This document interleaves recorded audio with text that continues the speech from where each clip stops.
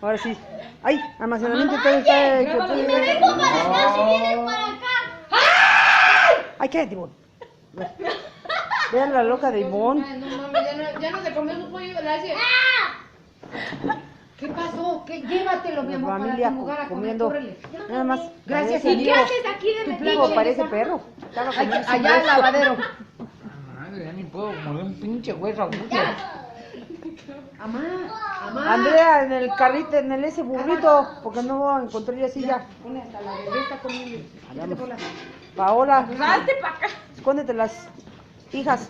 Mira, si este se desesperó. A ver. Viene directo desde Japón de la lucha de sumo.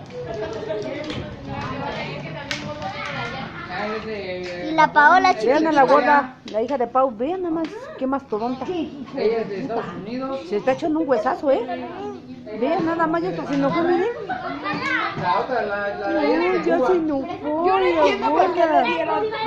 ¡Ay, no mames, ya cállense! Vean mi Paola. ¡Ya! ¿Qué? No mames, había un chingo de limones, güey. ¿Dónde están? Había un chingo de tortillas.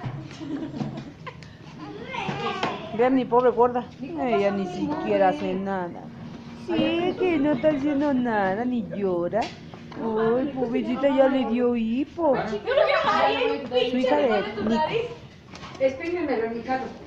¿Te acabas de comer tú? El atoso de Alan. Que anda tirando agua por donde quiera. A Pues ver. lárgate al baño.